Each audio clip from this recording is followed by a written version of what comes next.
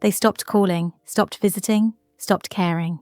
But the day they found out who I left everything to, they all came running back. My name is Margaret Lewis. I'm 68, from Charleston, South Carolina. And this is how I learned the difference between love and convenience. I raised 3 kids, Ethan, Claire, and Noah. After my husband Robert passed away 5 years ago, I thought they'd stay close. Family, after all, was all we ever had. At first, they visited every weekend. Then it became once a month, then holidays, and eventually, nothing at all. I'd sit at the kitchen table every morning, 2 cups of coffee ready, just in case someone dropped by. But the coffee always went cold. They forgot my birthday one year, then the next. Mother's Day turned into a quick text message. "Love you, Mom," sent between errands. I smiled at those words, but inside it felt like someone had turned down the volume on my life. The house was too quiet, too empty. Then one rainy night I heard scratching at my porch door. A small brown dog, shivering, soaked and terrified.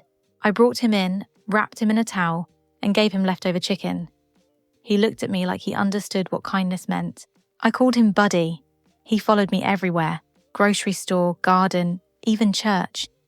For the first time in years, I didn't feel invisible. Every morning, Buddy greeted me like I was the most important person in the world. And maybe to him, I was. Months later, my kids showed up, all at once. No hugs, no warmth, just polite smiles and wondering eyes. They asked how I'd been, but before long, the real questions came. "Mom, what are you doing with the house? Did you ever sort out Dad's old savings? Have you written your will yet?"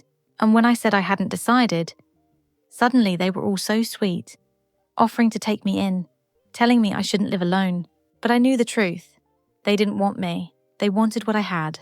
That night, Buddy laid his head on my lap, his eyes full of love I hadn't seen in years. So I made my decision. The next morning, I called my lawyer.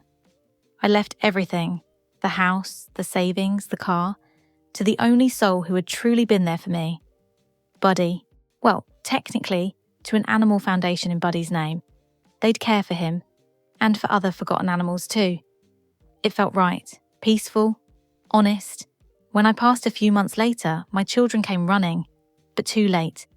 Their faces turned pale when they heard who inherited everything, because love that only shows up when there's something to gain isn't love at all.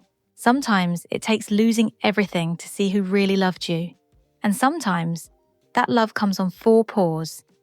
If this story touched your heart, please like, share and subscribe.